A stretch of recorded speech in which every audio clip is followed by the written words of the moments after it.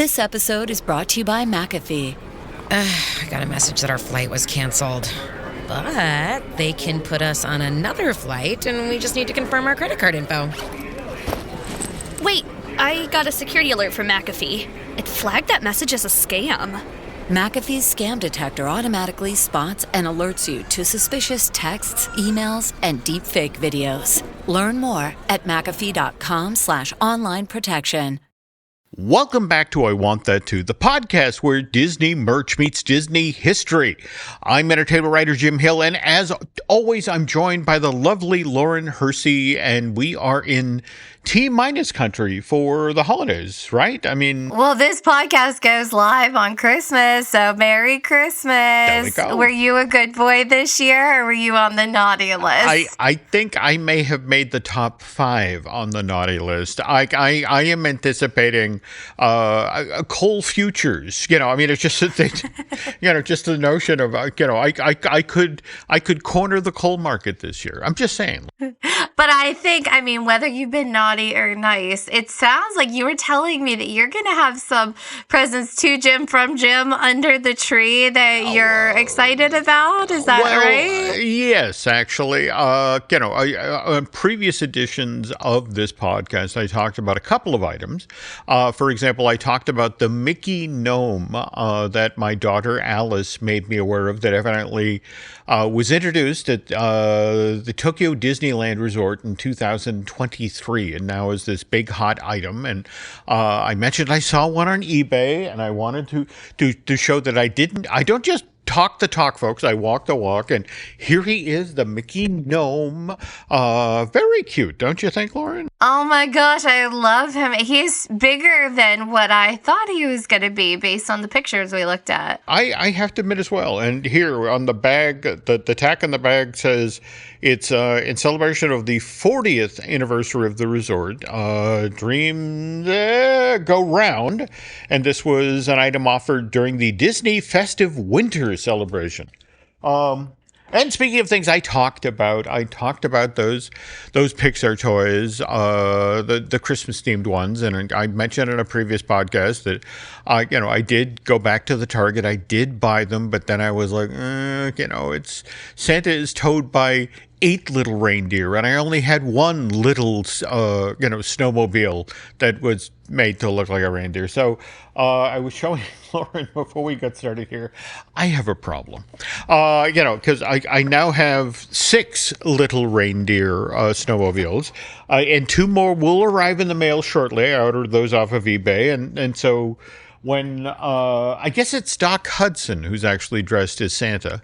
And in fact, I think I promised Lauren I would take them out of the box, I would set them up, I would share an image with her, and she would then push it out through social media so everyone can look at what I've gone to the store multiple times to get and say to themselves quietly, Jim Hill really has a problem. Or you like a challenge. I can appreciate that. You're just being a completist.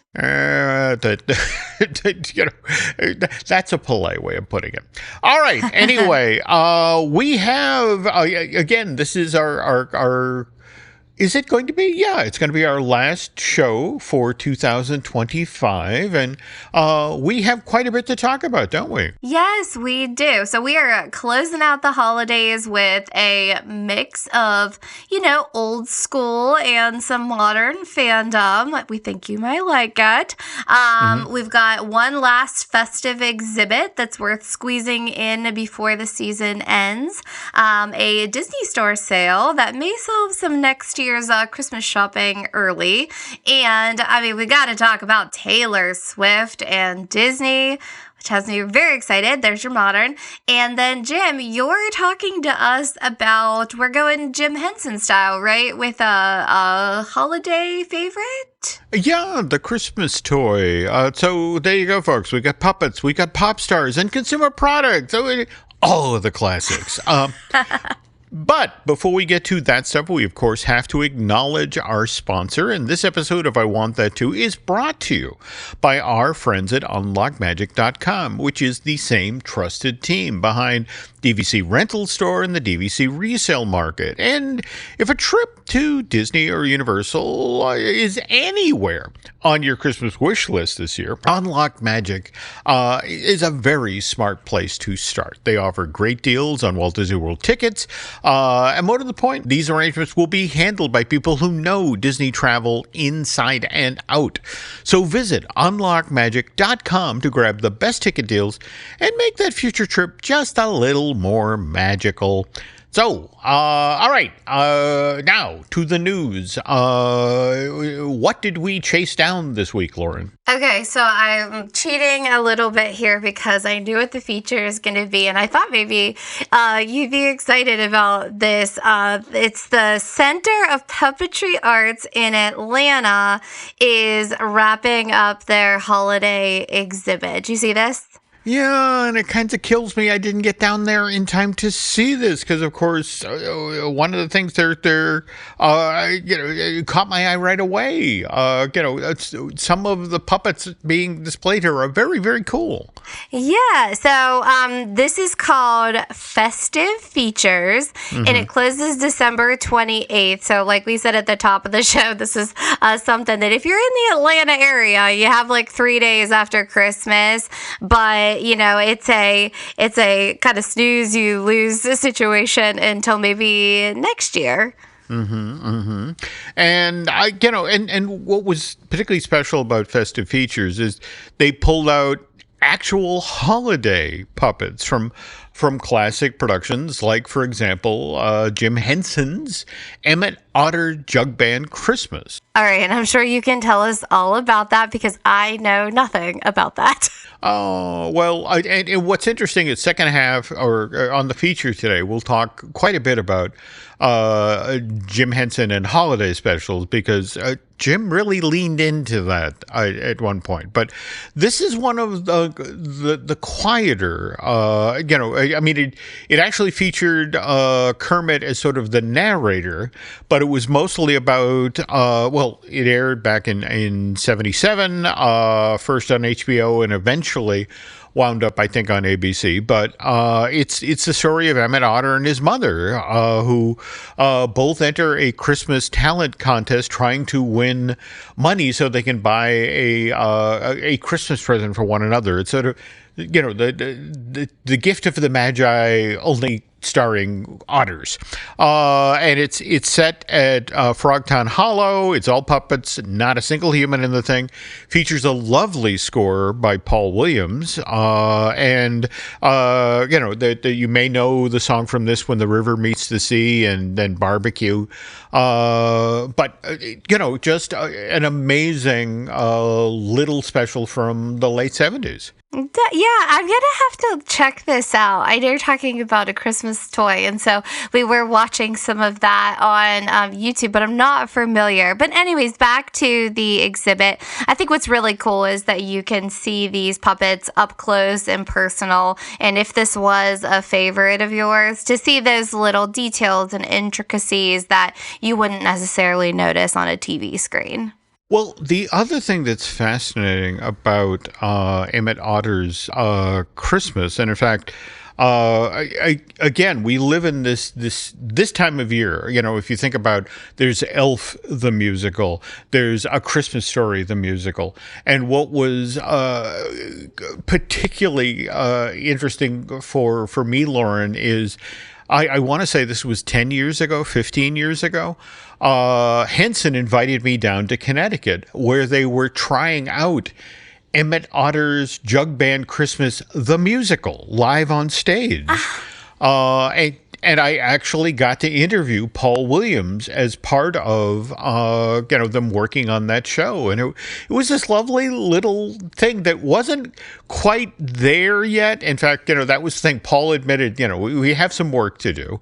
And I keep waiting for somebody to revive it and send it out into the world again. Because it was this lovely little show, but with live performers on stage dressed as otters. So I was going to say, are they dressed as otters? Like, are they in full, like, otter their get-ups. Like, yeah, and in fact, what's so funny is I got to interview the actress who played Ma Otter, and what was interesting is she had previously just been on Broadway in The Producers, and there she had played all of these parts, like the lesbian light director or a drunken street person, and now here she was as lovely Ma Otter and doing this heartfelt thing. And she said, I'm having trouble switching from working in a Mel Brooks musical to working in a Jim Henson, but I'm doing my best. I'm doing what I can. So but anyway, back now to the Center for Puppetry Arts. They, again, this organization has existed since '78 with the goal of preserving the craft and not just the characters. And again, if you're looking for something, sweet and gentle to watch, on the lead up to Christmas, Em and Otter, it really is kind of the way to go. It is one of the sweetest things that Henson ever did. So. Oh, okay. Now I definitely need to check it out. All right. But like I said, I don't know a tremendous amount about all the original Jim Henson puppets, but a thing that I do know something about, because I have a teen girl in my household, is Taylor Swift. And then you pair Taylor Swift with Disney, and I'm in. So, I don't know, Jim, have you seen the news recently about how Disney is needing to open up the Hollywood studios early to deal with the pandemonium going on about Hollywood studios having the Eras costumes from Taylor Swift's Eras tour? I have just been hearing about this, and what's fascinating. Do you know what it went into in the park? The Walt Disney Presents space.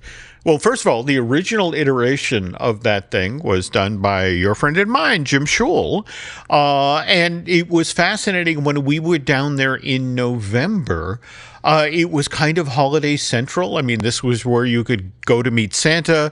This is where you could go see some Disney-themed holiday shorts. But now, get out of the way, Santa. Time for Taylor Swift.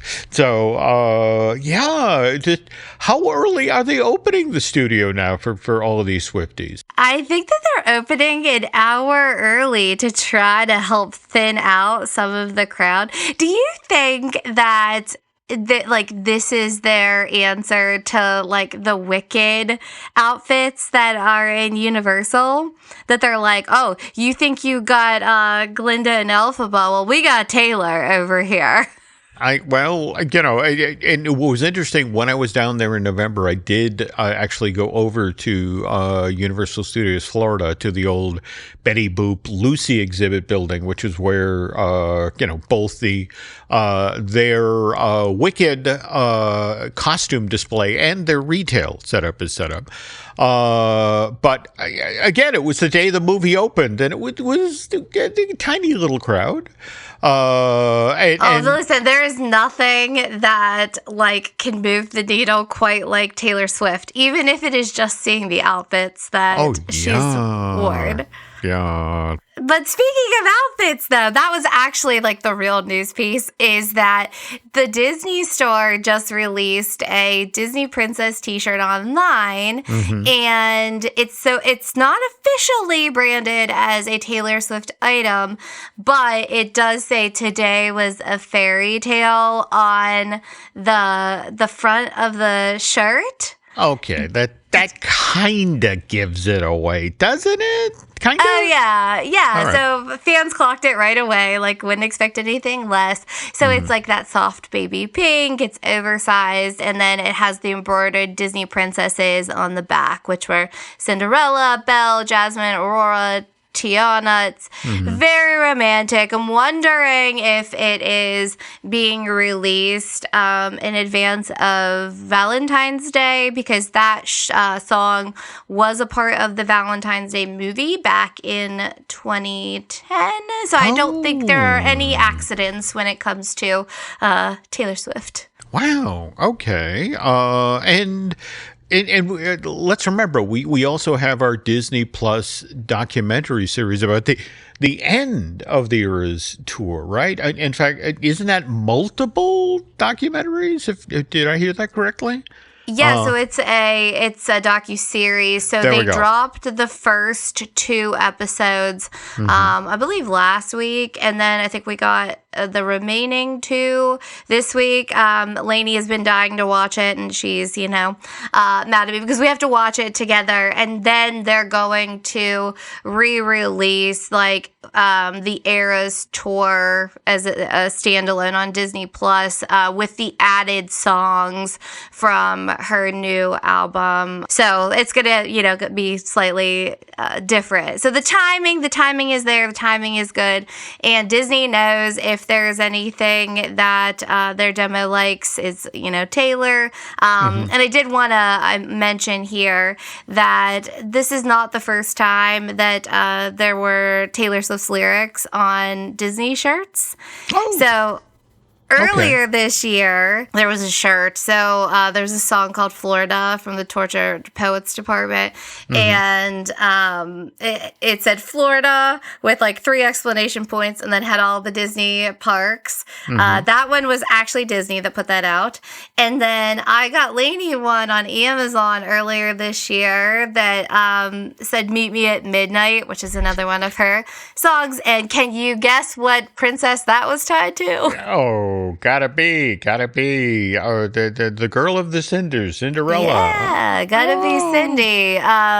So I think it's all strategic. If you are a Swiftie or a closet Swiftie, head over to the Disney store and check out that new shirt. Wow. But was this, what do you think? Was this actually planned, or did Disney just luck into this, to the effect of putting the costumes there in, the Walt Disney Presents, and then suddenly, the world literally beating a path to their door? Yeah, I think everything with Taylor Swift is planned. So I'm like, was this in the deal that they did for the docuseries? All right. Well, okay. Promotion, marketing.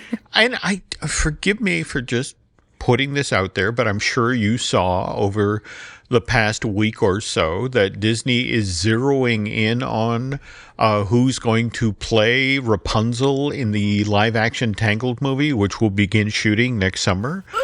We're so excited. Well, but the interesting thing is they're down to evidently 3 sets of young male actors to play Flynn Rider, and of course, and it's one of these things where it's like, well, wait a minute. Ariana Grande played Glinda. And in fact, right now, the smart money is that, she has a pretty good chance of at least getting nominated for Best Supporting. And I can't help but wonder that, Disney looking at, all of this ridiculous interest in, from the Swifties and just the costumes from the era. And yet again, and you've got Ariana Grande, appearing in Wicked and Wicked for Good. And it's just sort of like, Disney looking at how well the Eras Tour, concert film did on Disney Plus, and now what's happening with the docuseries. Shouldn't somebody be having a conversation with Miss Swift about other opportunities involving the mouse, like say playing somebody who has really long hair? Oh my gosh! Listen, it'd be record breaking, and I mean, the timing would be good, and because Sabrina Carpenter is going to be the new Alice, right? And Universal's Alice in Wonderland. There we go. So we shall. I could only hope. So we'll be waiting over here, keeping our fingers crossed. Okay. So, but again, this is our, going up on Christmas Day show. And of course, then, once December 25th happens, everybody in retail's like, oh, I have stuff left. How do I sell this? So let's talk about what the folks at the Disney store are doing, sort of staring down the barrel of some of the inventory they have. Yeah, so I think what's unique that's going on now, and I mean, you tell me what you're seeing out there, is it was always kind of I'd say tradition that the retail shops would keep their prices kind of where they were, you know, their normal sales and stuff until after Christmas. Then after Christmas, like the next day, I know Walmart, like their holiday stuff would be, 50% off, 75% off, same thing, Target, Hobby Lobby, but now I'm wondering with these retailers starting the holiday push so early, I mean, we were talking Christmas in September? Oh, yeah. If they are now racing for the after Christmas sale before Christmas. Well, let's remember that,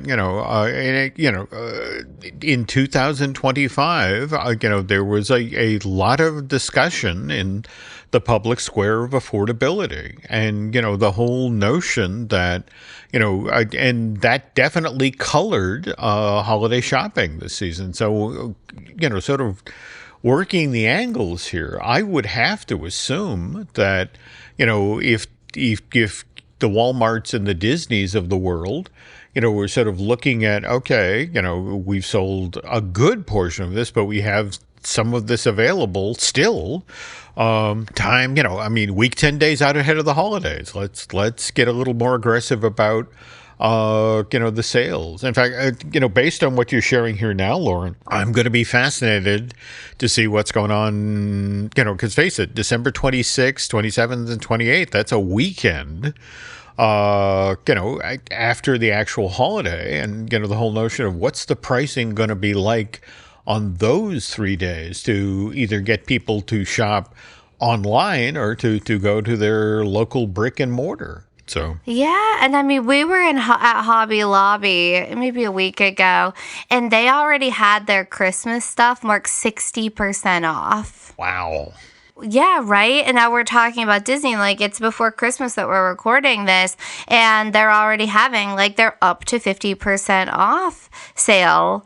So, I mean, I feel like they're just trying to get ahead of it, and the early bird gets the worm. But anyways, looking at this one specifically, my end of Christmas strategy is always the day after Christmas to start looking for any holiday decor stuff for the following year. So we always do a different theme Christmas tree, and this year our theme was North Pole, and it's red and white. It's very, very cute, but I am just buying new stuff every year to support the theme, because God forbid in this house that we could have the same theme 2 years in a row. It's crazy.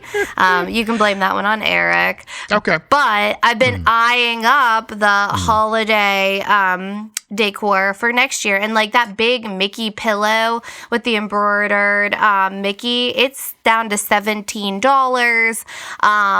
All those cool ornaments we talked about a couple shows ago, they're all 50% off. So, I mean, this stuff is it is going to be a 5 to 7 day delivery. So if you're listening to this, you missed your holiday window, but maybe for next year. Yeah. Let's be honest, the 5 to 7 day delivery window, you're buying for next year. You're going to be ahead of schedule. Don't worry about it, but wow. Okay. So, but again, just a reminder here, this is sort of shopping for next year. We're not throwing this in a stocking at the last possible minute.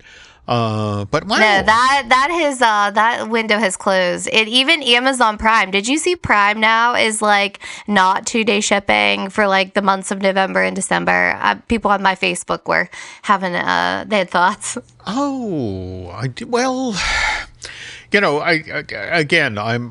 mail so much stuff out to California to my daughter Alice. Our local postmaster is almost a good close personal friend, and it was just in there today. I had ordered a poster for Alice that showed up today, and brought it home, put a new label on it, and brought it in. And for a moment, he was like, I just put something like this in your box. And it's like, yes, you did. And it's going out today. And it's like, ooh, you're efficient. But yeah, same thing. They I mean, if you've been to your local post office lately, you saw how they jumped the mailing prices, I want to say in late October, early November, through January.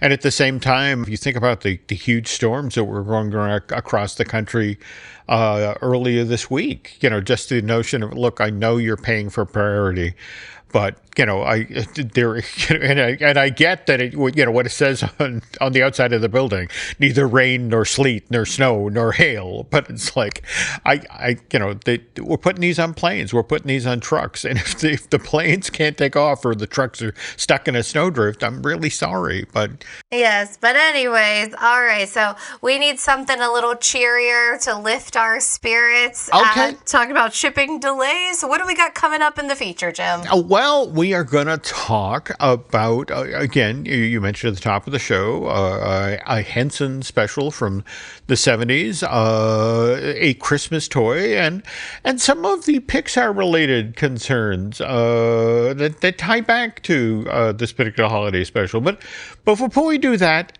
there's this. The Subaru Share the Love event is on from November 20th to January 2nd. During this event, Subaru donates to charities like the ASPCA, helping support more than 142,000 animals so far.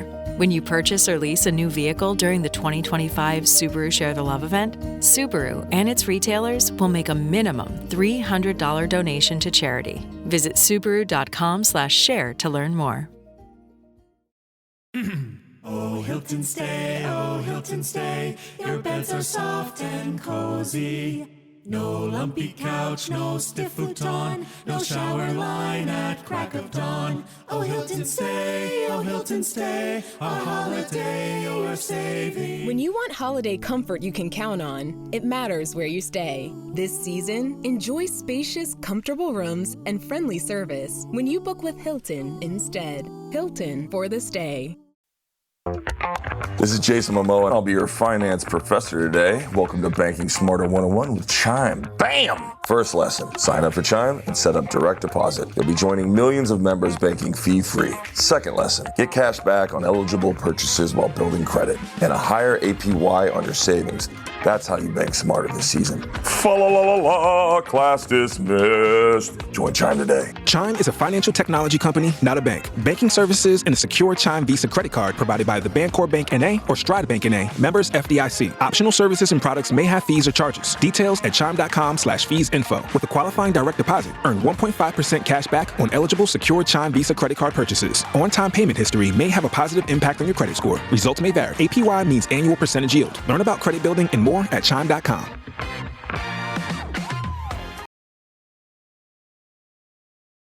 And we're back. Lauren, I have to ask, now, did we talk about that auction that the Jim Henson Company had last month? Yes. Okay, all right. So Yes, just we did. If I ever see Jim Henson news, I'm putting it in here for you, Jim. Well, thank you. All right. And by the way, folks, for those of you who didn't hear about this was the company went through its archives for the past, and again, Henson's been around 70 years at this point. So went through, 7 decades worth of productions and culled all sorts of items that were then put up for bid. And Lauren, I know you'll enjoy this, that among the items up for bid were a pair of lavender suede heels that Miss Piggy wore during the shooting of The Great Muppet Caper back in 1981. She actually wore these shoes during the Couldn't We Ride musical number about 2/3 of the way through the film. And the folks at Julian's auction, they're the ones who actually rode herd on this house cleaning event at Henson. They estimated that Miss Piggy's shoes would go for somewhere between $7,000 and $9,000. When the bidding was over, Lauren, someone had snagged Miss Piggy's pumps for $22,400. Wow. So, that's like more expensive than what are they called? Christian Louboutins. There we go. And by the way, this is why the Jim Henson auction wound up pulling in $2.6 million, which was way ahead of the initial estimates for this event. And I bring it up because I think I mentioned in an earlier edition of this podcast, me personally, sprang for the commemorative catalog that Julian's put together for this auction. And mind you, $100 a copy, kind of pricey.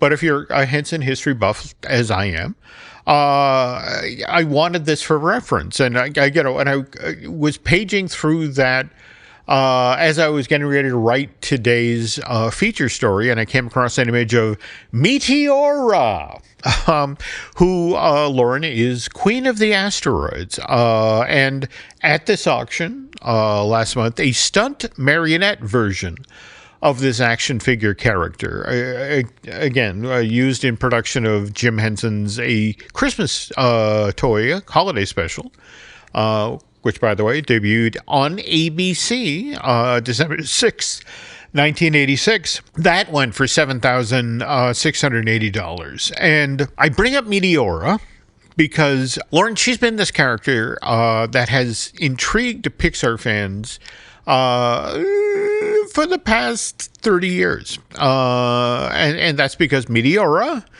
is a space-based toy that when her box is opened in the Christmas Toy Holiday Special, well, she initially doesn't know she's a toy. She actually thinks that she is the Queen of the Asteroids, which, I don't know about you, Lauren, but that sounds an awful lot like a certain space ranger who is... Yeah, I was just thinking that. That's familiar. Okay. Introduced in a certain Pixar film that arrived in theaters 9 years later.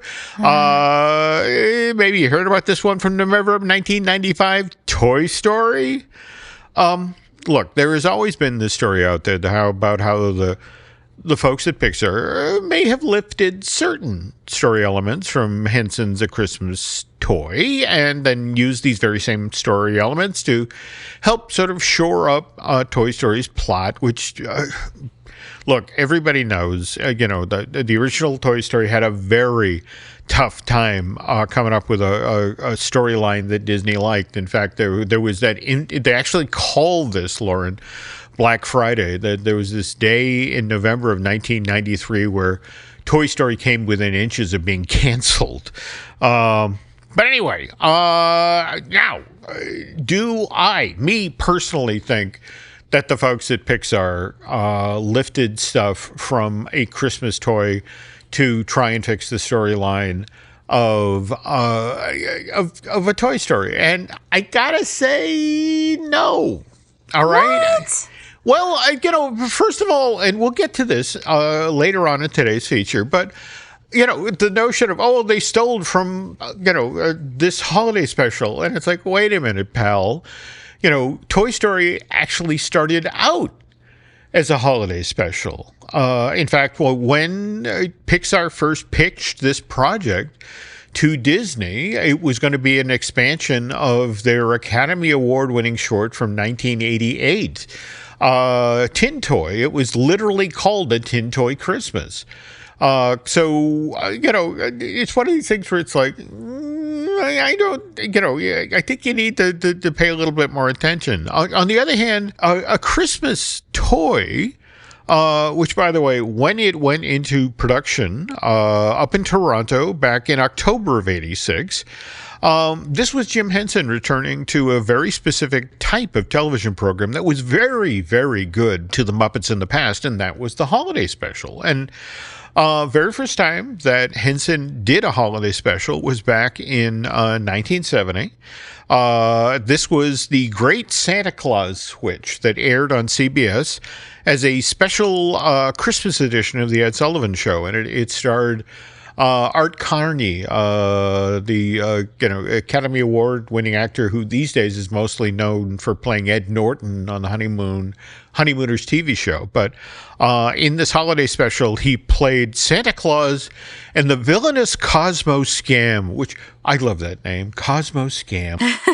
But Cosmoscan was looking to take over Santa's workshop up in the North Pole. But, by the way, not the first Muppet special. In fact, just a few months previous, there was Hey Cinderella, March of 1970, and that debuted actually up in Canada on the CBC. And just a month later, based on how well it had done in the ratings up in Canada, ABC took a flyer on it, and they aired it in April of 1970. But anyway, on the heels of the huge ratings that the Great Santa Claus Switch got, Jim Henson started doing hour-long specials involving the Muppet characters. In fact, what was interesting is Buena Vista Home Entertainment, Disney's video arm, put a number of these out in the early 90s. We had the Frog Prince from May of 71. We had the Muppet Musicians of Bremen from April of 72. And then, what was kind of interesting is that this is a Jim Henson who really, really wants to get into television. And we've shared the story a bunch of times about how Michael Eisner, who's now in charge, this is the early 70s, and he's working on the television side at ABC, and he really believes in his friend Jim Henson. So he's basically embezzling money out of the children's television production budget at ABC and sliding it to Henson so he can make pilots for a weekly Muppet TV show that, the goal was always it was going to air in prime time. So there was the Muppet Valentine show of January of 74. There was the the second pilot for the Muppet Show that was called Sex and Violence. That aired it. It was, seriously, if you Google the Muppet Show Sex and Violence, and that was kind of the joke, to the effect of, this is the Muppets trying to get on prime time. And they figured the only way people will pay attention to them in prime time is if they use the word sex and violence. So seriously, Google that. You can watch the special. I think I might get flagged for something. Well, possibly.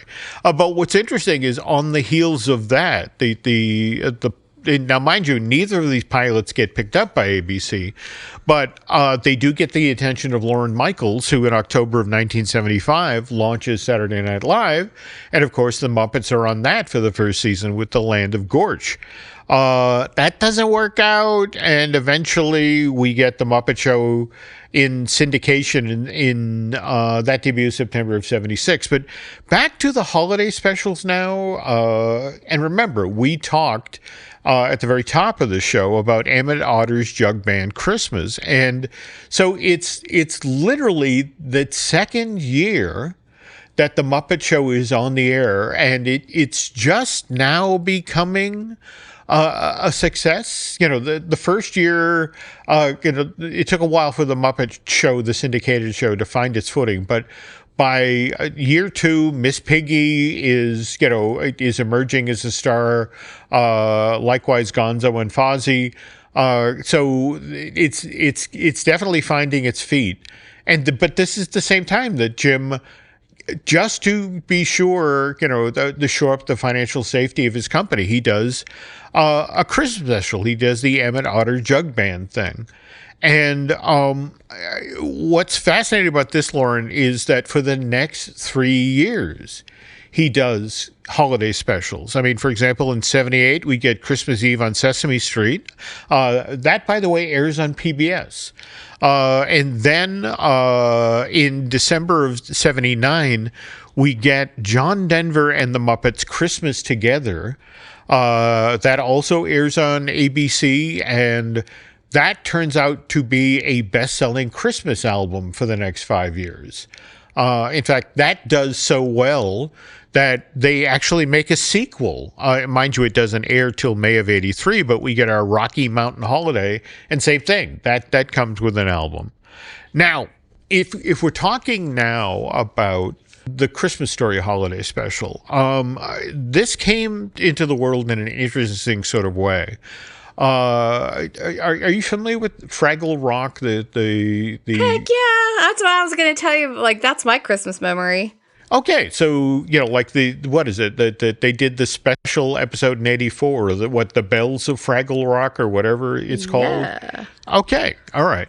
Well, here's the thing: Fraggle Rock was in production for 5 seasons. It debuted January of '83, and it went off the air in March of '87. But production wrapped up in Toronto in May of '86, and by the way, I guess I should also mention that Fraggle Rock has since been revived. And in fact, if any of our listeners out there have Apple TV Plus, Season 1 of Fraggle Rock, Back to the Rock, debuted in January of 2022.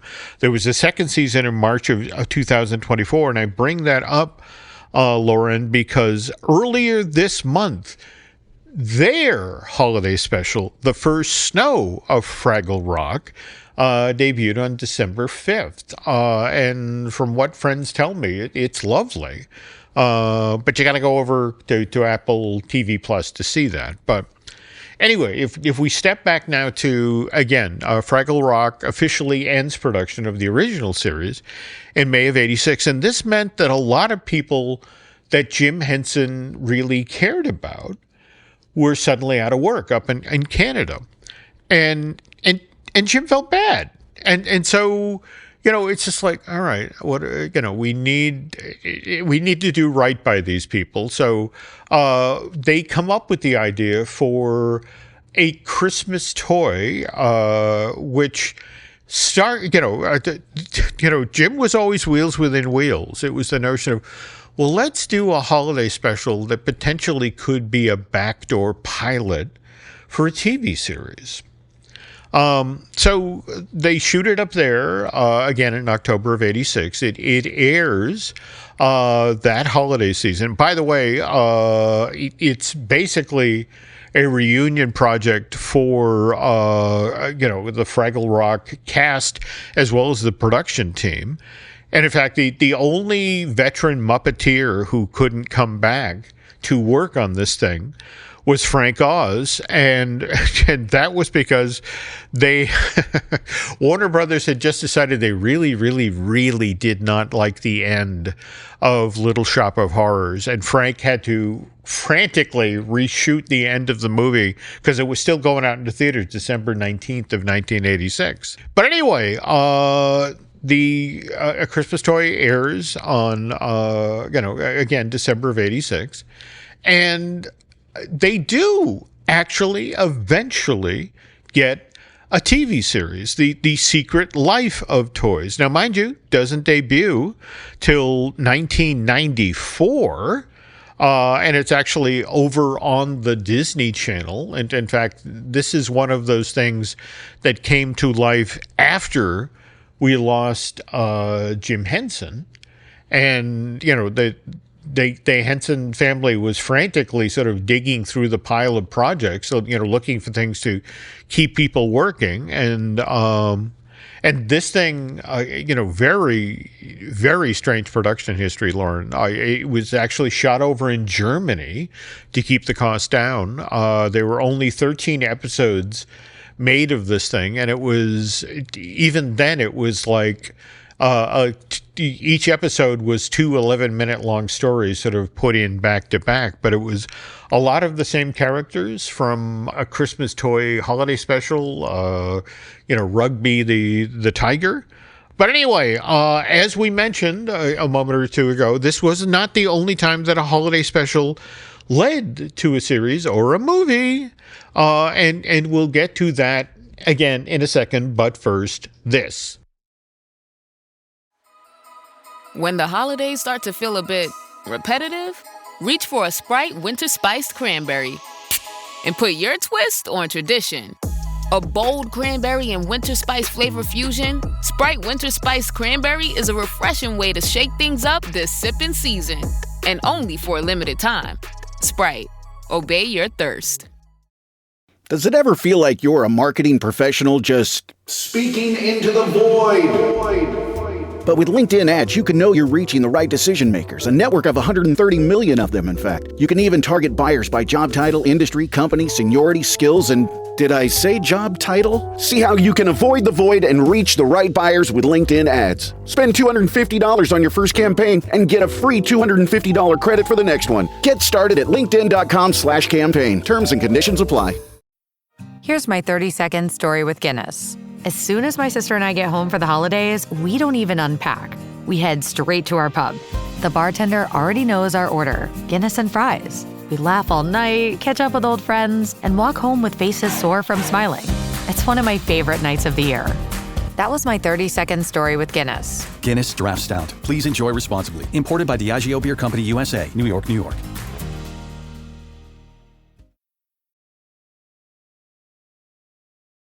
And we're back. All right.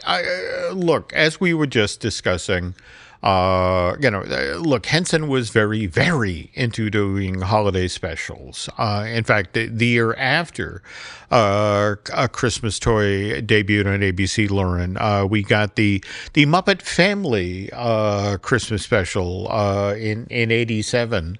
Did you ever get to see that? I don't know. Which one is it? That one is fascinating because it's not just the Muppets. It's the Sesame Street Muppets. It's the Fraggles. In fact, there's this lovely scene at the end where Jim Henson makes a cameo where you see all of the Muppets from Sesame Street and the Fraggles and the Muppet TV show out in the living room at Fozzie Bear's mother's house. And the kitchen door opens and it's Jim Henson wearing an apron with the dog from Fraggle Rock. And he looks out and says, "Oh, I always like it when they're having fun." And then Jim turns back to the sink, which is loaded with dishes from everybody partying. And, he starts to do the dishes with the dog's help. It's a lovely thing to watch today, largely because, this can never happen again. The Sesame Street Muppets are owned by Sesame Workshop, and Fraggles, they're owned by the Henson Company, whereas the classic Muppets are owned by Disney. So this is kind of an eclipse. It's like the Avengers of Muppets. There we go. And now, speaking of which, though, and again, when in doubt, Henson would, sort of swing back to holiday stuff. In fact, it is worth noting that right after they lost Jim in May of 1990, the very first thing that the company turned to as a surefire this will work project was the Muppet Christmas Carol movie. And in fact, what was interesting about that, to bring things kind of full circle, is that initially the folks at Henson said, okay, we're going to do A Christmas Carol as a TV special. And Disney was like, no, you're not. You're going to do that as something we can release theatrically. So, and speaking of Disney releasing things theatrically, we now have to talk about Toy Story and how that came into the world, Lauren. Now, have you ever seen the short that they did back in '88, Tin Toy? It's the one about the teeny tiny little toy and the giant baby. I don't think so. All right. Well, see, the very fact that you don't bring up how frightening the baby is, because it's very, very early animation, and the humans do not look good in this. So the fact that you're not having nightmares at night from that baby, that's good. Don't say this. I'll consider it a good thing. Yeah. Okay. So anyway, Tin Toy is still, even with the ugly-looking baby, it's a sensation. In fact, so much so it wins the Academy Award for Best Animated Short. First CG film ever to do that. But Pixar is like, all right, let's build on this success. And the notion is, okay, we just made an Academy Award winning short. And I don't know as we can do a feature yet, but a half-hour long holiday special, that's really only 4 7-minute long shorts back to back, so let's go do that. So they developed this thing called the Tin Toy Christmas, and they begin marching it around to various companies looking for money to produce it. And among the people they meet with are Disney. And Jeffrey Katzenberg is in charge of Disney Animation at that time. And he flat out tells the people at Pixar, it's like, look, we like to make money here at Disney. And the way you make money in the entertainment business is first you send things out into theaters. And then eventually you show it on television. And, you know, if we're starting on television, we're not making as much money. So, and he says, well, and look, let's be serious here. A holiday special, it's a half hour long. What we want you to do is a 90-minute long movie. So if you're willing to make a half hour long holiday special, what we want you to do is 3 holiday specials back to back. And it was just so funny. Jeffrey used Pixar's own argument against them. You know, it's like, well, you know, holiday specials only 4 or 7-minute long things back to back. But that said, it was a very, very difficult process. I mean, Disney and Pixar signed a deal in July of 91. And as I mentioned earlier in today's show, in November of 1993, Toy Story almost got canceled because, to be honest, Disney didn't like the movie they were making. And what was interesting is the people at Pixar didn't like the movie they were making either, but they had been following every single note that they got from Disney. And ultimately, it was like John Lasseter went home and had said, screw it. You know, let's make the movie that we want to make. That's how we ultimately wound up with the Toy Story that we got today, Lauren. And to sort of bring things full circle here, I want to remind folks that if you remember watching the original Toy Story, it ends on Christmas. In fact, there's that wonderful scene where Woody is sort of teasing Buzz Lightyear. You know, they're sitting there next to the baby monitor, listening to the toys being opened up next to the Christmas tree downstairs. And it's like, you know, what could be worse than a Buzz Lightyear? You know, I'm ready for anything. And then you see the two of them, you know, listen shocked when they he hears that Andy just got a puppy.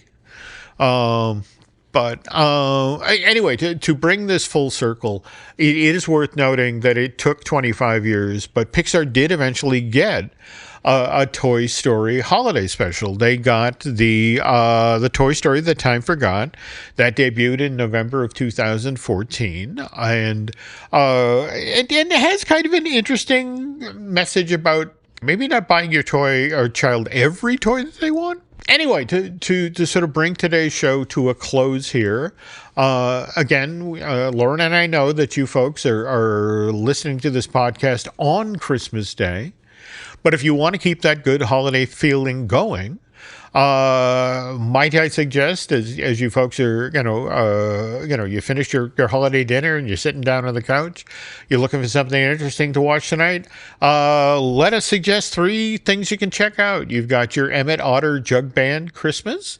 Likewise, you've got a Christmas toy, the thing from Henson. And then, if you want to see what Pixar could do with a holiday special, check out the Toy Story That Time Forgot. But speaking of time, I think at this point, Lauren, we have run out of time for this week's show. I do. I think so, too. I think that it is time to close up our holiday shop for today. And the next time you hear us, I think we're going to be in the new year. Yes, the 2026. And here's hoping the new year brings us all lots of health and happiness. But by the way, if you want to follow everything that's happening across the Jim Hill Media Podcast Network, please follow us on social.